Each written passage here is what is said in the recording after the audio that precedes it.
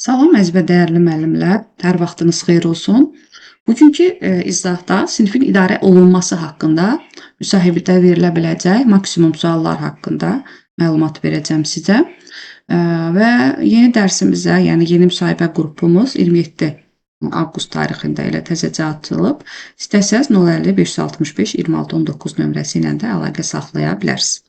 Deməli, əziz və dəyərli müəllimlər, bizdən soruşula biləcək suallardan biri, sinifin effektiv idarə olunması dedikdə nəzərdə nələr tutulur? Yəni, nələr nəzərdə tutulur? Ümumiyyətlə, şagirdlərin dərsə cəlb olunmasını təmin edən əsas, deyək ki, vasitələr, əsas, yəni, nizamlı bir mühitin yaradılmasıdır və vaxt itkisinin qarşısını almaq üçün istifadə edə biləcəyimiz proseslərdir ki, bunlar da 4 əsas mövqe üzərində, yəni göstərilir ki, gözləntilərin olmasıdır, prosedurun olmasıdır, qayda və konfliktlərin həll olunmasıdır.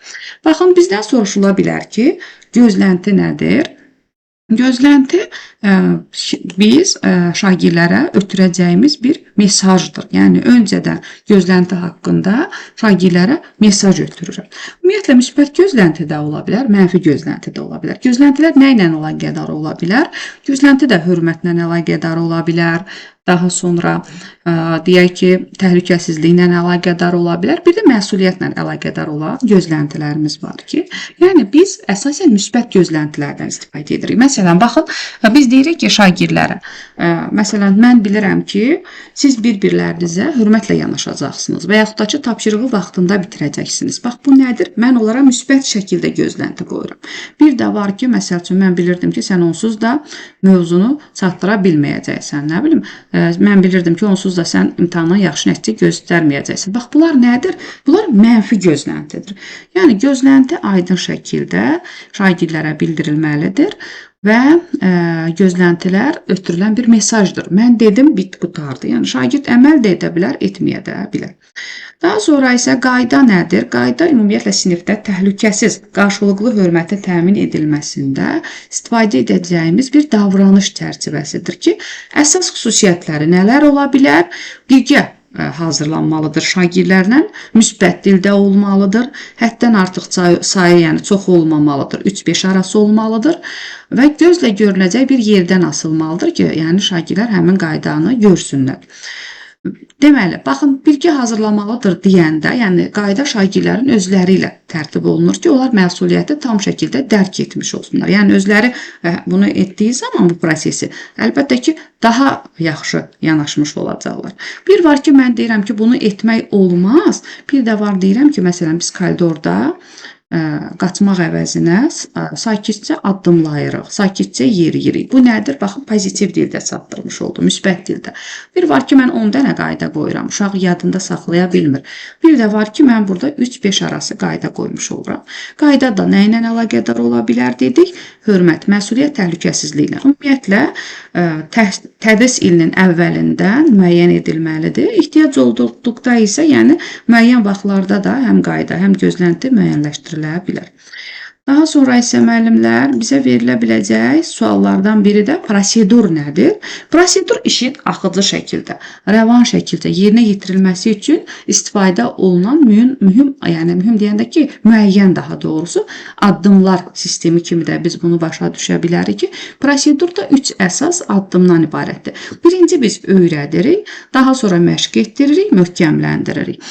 Prosedurları müəllim məsəl üçün özü də tərtib edə bilər. Baxın, tapşırıqları, məsəl üçün, yazıb bitirdikdən sonra prosedur ola bilər, yəni iş verəklərinin ötürüləndə, dərsə gecikəndə proseduru ola bilər, müəllimdən kömək istəyəndə proseduru ola bilər. Yəni, bax, bir neçə addımdan ibarət olacaqsa, bu prosedurdur. Prosedur da işin rəvan, axıcı şəkildə olması üçün, vaxt itkisinin qarşısını alması üçün istifadə edilən bir prosesdir. Ümumiyyətlə, prosedur, məsəl üçün, deyək ki, dərsə gecikəndə prosedurunu əgər müəllim şagirdlərə öyrətməyibsə, uşaq sinifə daxil olacaq. Ümumiyyətlə, bunu mən izah üçün deyirəm müəllimdir.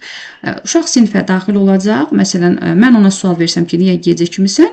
Əlbəttə ki, bildirəcək ki, nə bilim, hər hansısa bir başıma əhvalat gəldi. Burada dərsimizi vaxtında getmiş olacaq. Ona görə də bizdən soruşandakı müsahibə mərhələsindəki prosedur nədir?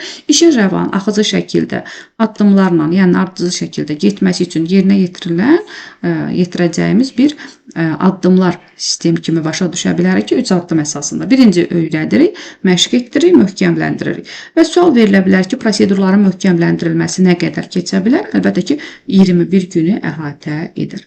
Daha sonra sinif idarə olunmasında müəllim hansı strategiyalardan istifadə edə bilər? Ümumiyyətlə, sinifin effektiv idarə olunmasında müəllim şagirdlərin həm akademik, həm davranış baxımından müəllim dəqiq prosedurlar, qayda, yüksək gözləntilər müəyyənləşdirməlidir ki, yanlış davranışların hansı nəticələrə gətirib çıxaracağını şagirdlər öncədən bilsinlər. Yəni, burada da sinif idarə olunması üçün müəllim məqsəd yönlü təlim mühiti qurmalıdır, daxili məsuliyyət hissini formalaşdırmalıdır və məxfilik və hörmət. Bu kimi nüanslara diqqət etməlidir. Bax, dedik ki, məqsəd yönlü təlim mühitin qurulmalı. Bu nədir? Yəni, həssas fəaliyyətlər arasında səlis keçidlər təmin olunmalıdır, əməkdaşlığa sövq edilməlidir. Yəni, hər hansısa bir pozitiv bir mühit yaradılmalıdır. Daxili məsuliyyət deyəndə şagirdlərdə özünü qiymətləndirmə bacarığı inkişaf etdirilməlidir ki, onlara uyğun davranış sərgiləməsi üçün lazım olan şərait yaradılmış olsun. Məxfilik hörmət deyəndə isə danışıq pozuntuları hər kəsin gözü qarşısında deyil, fərdi şəkildə müzakirə olunmalıdır. Ümumiyyətlə, yəni qısa şəkildə, deyək ki, qısa lokanik şəkildə ifadə edə bilərik ki, bu strategiya şagirdlərin şəxsiyyətinə hörmət edərək sinifdə nizam, intizam və məhsuldar təlim atmosferinin yaradılmasından da əsas götürülür. Daha sonra sinif iclası nədir? Sinif iclası necə keçirilir deyə sual verilsə bizə müəllimlər, sinif iclasları, yəni sinif daxili iclaslar hər hansı bir konfliktləri baş verdiyi zaman demokratik, ədalət yolu ilə istifadə edəcəyimiz, yəni həllinə əsaslanan bir effektiv strategiyadır. Sinif iclaslarını kim keçirir? Əlbəttə ki, sinif iclasını müəllim və şagirdlər arasında keçirilə bilər. Müəllim nə edir? Gəlir problemin xülasəsini təqdim edir. Daha sonra bütün şagirdlər mövzu ilə İlk öncə 2 şagirdi dinləyirik, problemi olan şagirdlər dinlənilir, açıq şəkildə müzakirə olunur, həmin şagirdlər öz rəylərini verirlər. Daha sonra isə müəllim həmin 2 problem olan şagirdlərə deyilir ki, çəkilin bir kənarda, həmin bu problemi öz aranızda həll edin. Məsələn, onlar da çəkilirlər kənarda, öz aralarında həll etdikdən sonra gəlib məsələn bildirə bilərlər ki, sıxışaraqmı barışdıq, üzürmü istədik və yaxud da ki, yəni bir neçə yollar var ki, həmin yollardan istifadə oluna bilər. Və ümumilikdə müəllimlər həm də artıq böyük siniflərə keçdikcə şagirdlər özləri də sinif iclaslarını keçirə bilərlər.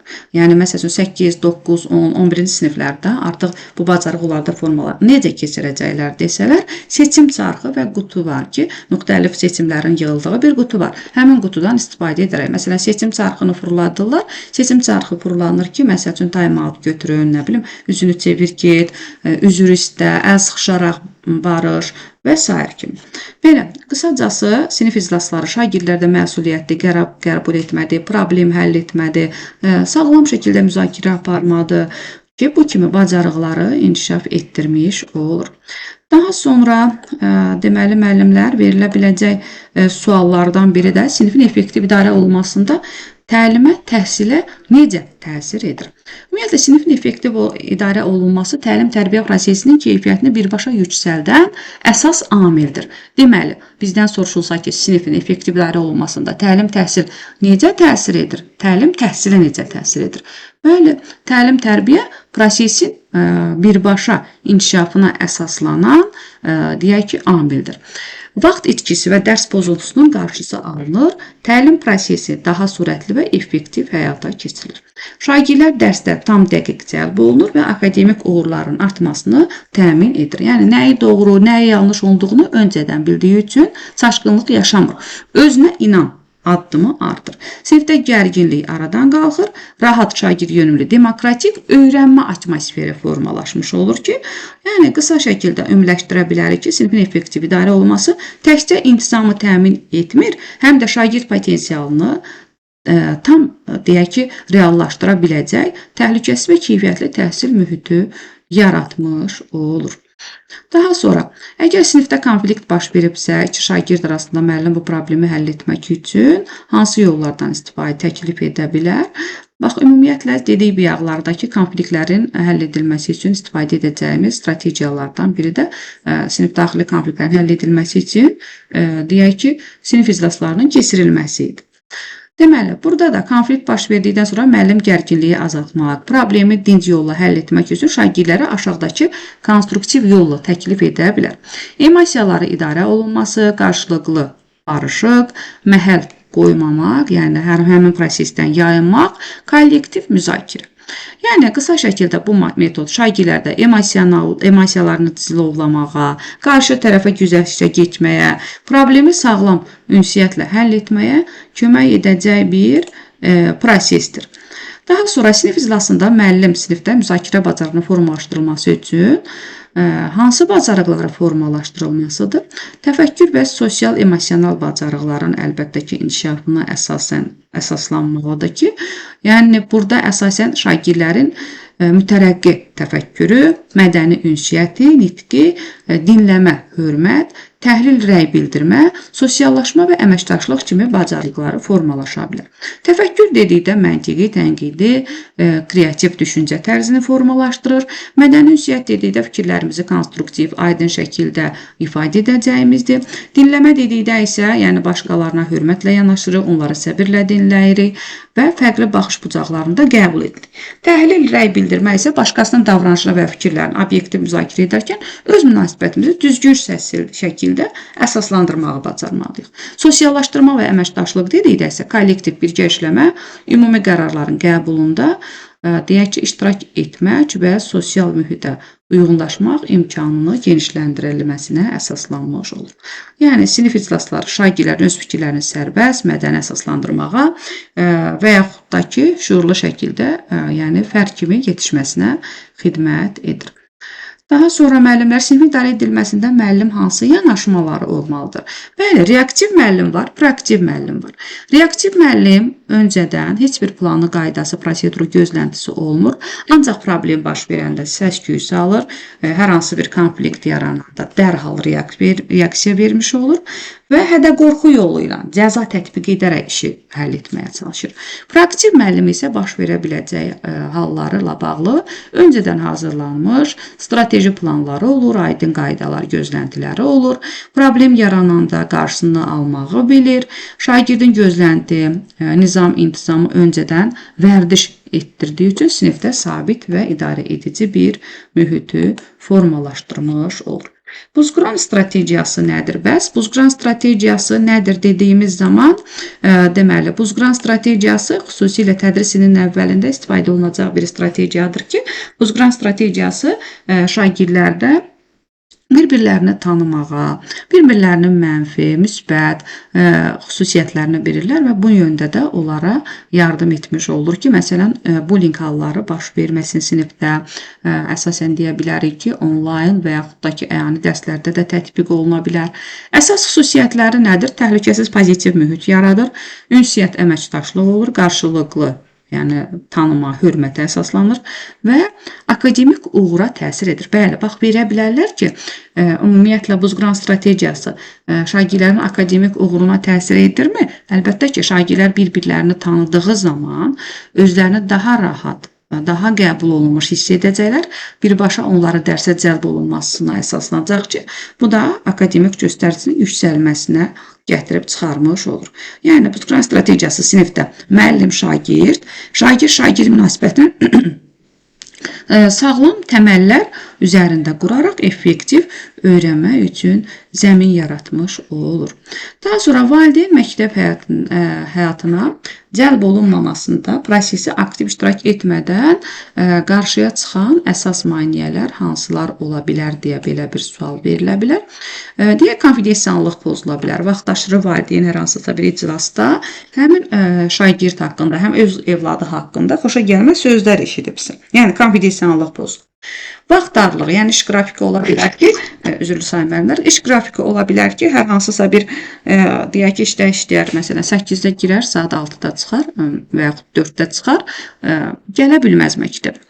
Və yaxud da ki, müəllim şagirdə qarşı qərəzi ola bilər, yəni bunlar obyektiv şəkildə yanaşmaz. Bir də müəllimin və yaxud da ki, valideyn öz, yəni şagird övladının deyək ki, sinif rəhbərliyi ilə əməkdaşlığı, yəni məktəb münasibətini elə də yəni yəni vacib bir məsələ kimi görmür. Bəli, bu zamanda əlbəttə ki, yəni yayınmalar baş verə bilər. Əsasən COVID sağlıq gözlənilməlidir. Fərdi məsuliyyət formalaşdırmaq üçün seçilməsi, obyektiv yanaşma valideyn məktəbə cəlb olunmasında həlledici rol oynaya bilər. Daha sonra müəllim valideynlərə məktəb həyatına cəlb etmək üçün onlarda sağlam əməkdaşlıq qurmaq üçün hansı strategiyalardan istifadə edə bilər? Salamlama məktubudur, pozitiv əlaqə rəy vermə, pozitiv valideyn iclası keçirə bilər, valideyn deyək ki, potensialından istifadə, məsəl üçün, valideynləri də hər hansısa bir sinif fəaliyyətlərinə cəlb edə bilər ki, bəli, bu da müəllim-valideyn məktəb münasibətinə yaxşı təsir bəxş etmiş olacaq. Belə müəllimlər, hər kəsə uğurlar, inşallah ki, hər şey ürəyinizcən olar, uğurlar olsun.